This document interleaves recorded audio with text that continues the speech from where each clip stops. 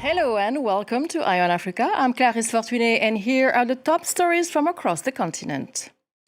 Ousted Guinea-Bissau President Umaro Sissoco Embalo has arrived in Senegal after General Horta N'Tam was appointed as the country's transitional leader.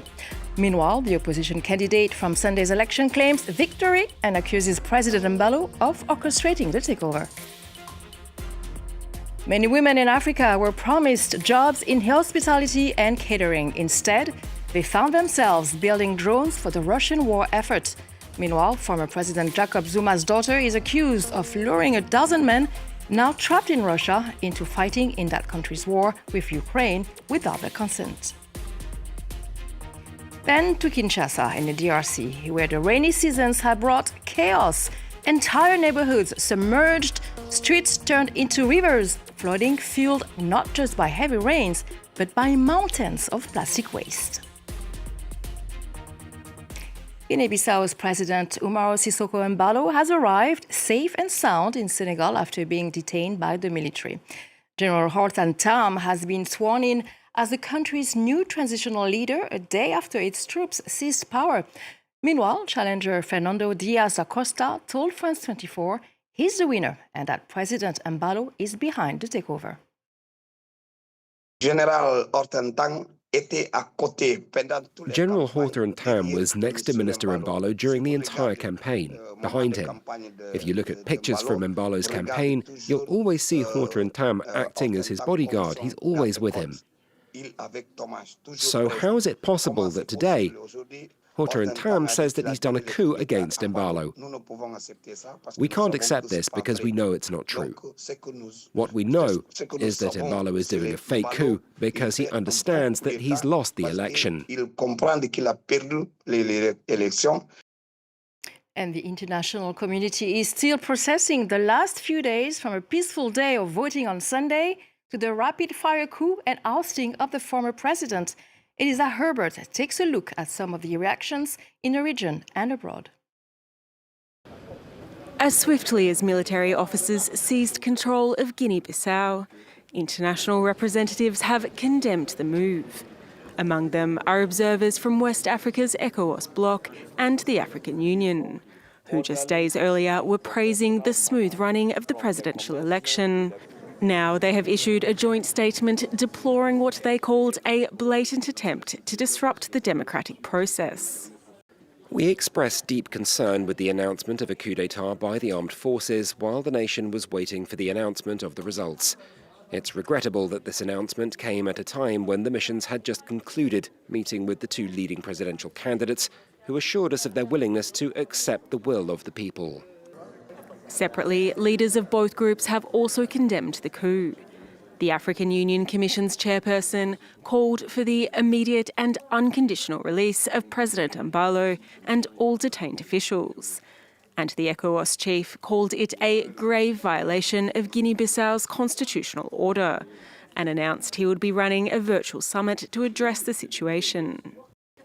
On the United Nations part, the Secretary-General is said to be following the situation with deep concern.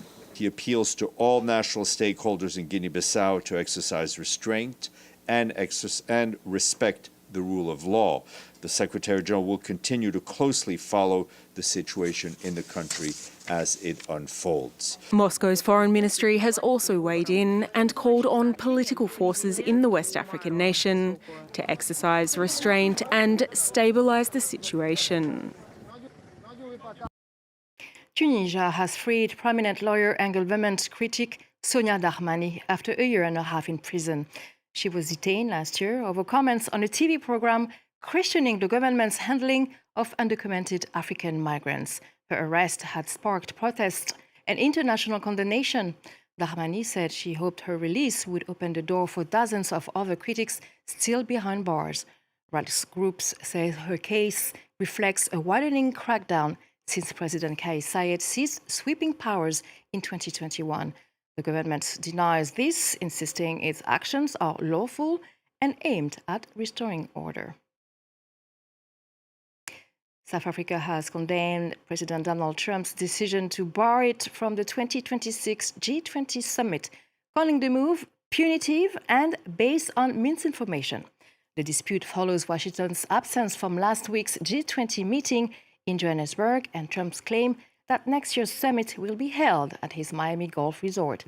Pretoria says Trump's stance comes from false allegations about attacks on white farmers and diplomatic tensions over the G20 handover.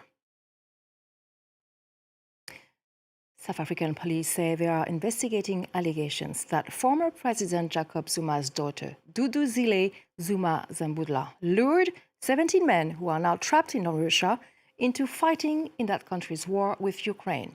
Without their consent, the accusations were filed in an affidavit by Zuma Zambudla's sister. Emerald Maxwell has the story. She's the daughter of former South African President Jacob Zuma and an MP for her father's party. Now, Duduzile Zuma Zambudla has been accused by another of Zuma's daughters of luring men to fight for Russia in Ukraine.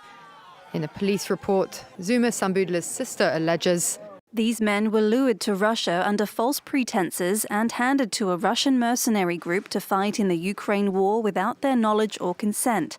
Among these 17 men who are requesting the South African government for assistance are 8 of my family members. It comes after the office of the South African president said it had received distress calls from 17 men in the Donbass who'd been lured to join mercenary forces under the pretext of lucrative employment contracts and were now requesting assistance to return home. Ukraine has identified more than 18,000 foreigners from 128 countries who have fought for Russia in Ukraine, a number that does not include the thousands of North Korean soldiers. Many of them hail from Africa, but also from Nepal, Tajikistan and Cuba, to name a few.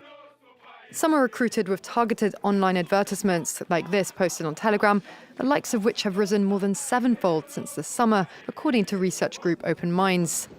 But Russia also faces numerous accusations of using blackmail or deception to get foreigners to fight for them, an effort to plug the gaps on the front line.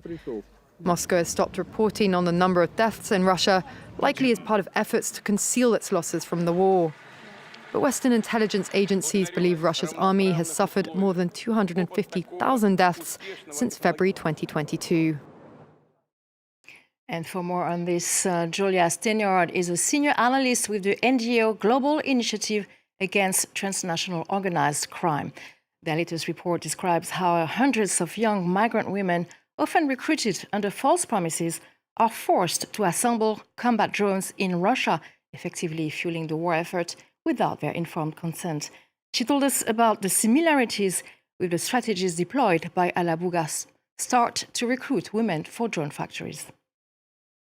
So it was through a program which calls itself Alabuga Start, which is to recruiting women to work at the Alabuga SEZ, which is a location in Tatarstan in Russia, which actually is a large production facility for Russian drones.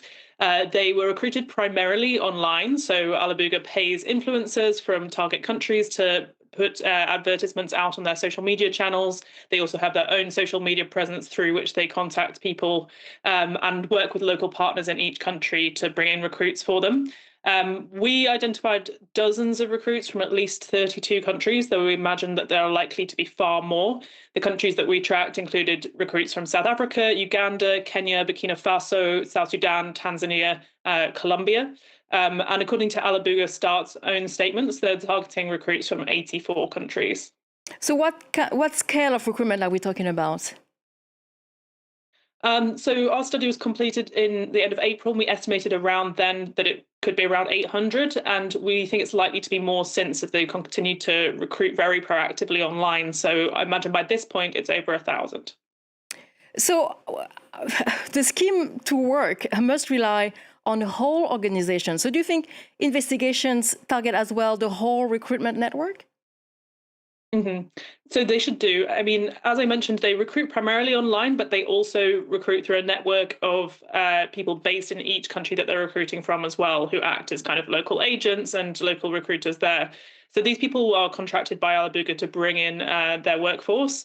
Some of these people are activists who've had a political alignment to Russia from those countries. Some of them are working for kind of local NGOs that promote cooperation with Russia, and they work as their kind of local interlocutors, basically, and help with recruitment. So yes, if countries are looking to investigate the operations of this program, then they could do well to start with the local recruiters who've been working with them. Now to the DRC in the capital, Kinshasa. The rainy season has returned with devastating force. Whole districts are being swallowed by flood waters, putting off roads and damaging homes. It's not just the rain. Clogged drains and unchecked plastic pollution are making the flooding faster, deeper, and more destructive each year. This report by Aurélie Bazara-Kibangula and Hemet Livingston. The river Gombe in Kinshasa is clogged with plastic waste. Plastic bottles and plastic bags are here by the thousands. The water is barely visible. For Jean Mongalibi, an environmental activist, the situation is dire. This is the Gombona River. We also have the Makalele River, the Kalamu River. There are several rivers if we go around. I think that every day there are 20 tons of plastic bottles or more. But what are we leaving behind for the future generations? That's the problem. Here, volunteers gather up plastic in these huge bags. They then sell it to companies that process it. Kinshasa's town hall has also launched cleanup operations. Congo's capital was once known as Kin la Belle, meaning Kinshasa the beautiful, but no longer. Mongalibi says that current cleanup efforts are nowhere near big enough. If we want Kinshasa to become Kin la Belle again, we must learn to manage bottles better.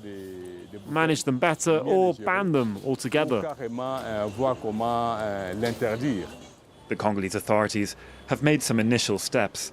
A decree signed in 2017 bans the use of plastic packaging, but it's not being enforced. On social media, city residents share clips of their daily ordeal. Every time it rains, rubbish prevents water from draining away and causes flooding. Many residents blame government inaction.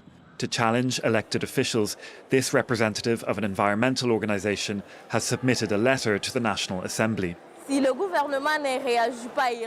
the government does not respond immediately, this could cause enormous damage to the population. Some houses are flooded, which means that there is a risk of loss of life. Kinshasa's town hall did not respond to our requests for interviews. But during a meeting of national ministers, Congo's president acknowledged that the situation was catastrophic. The government has deployed a team to probe sanitation policy in the Congolese capital. No longer Kinshasa the beautiful. To conclude today's edition of Eye on Africa, thank you for joining us. Keep on watching France 24.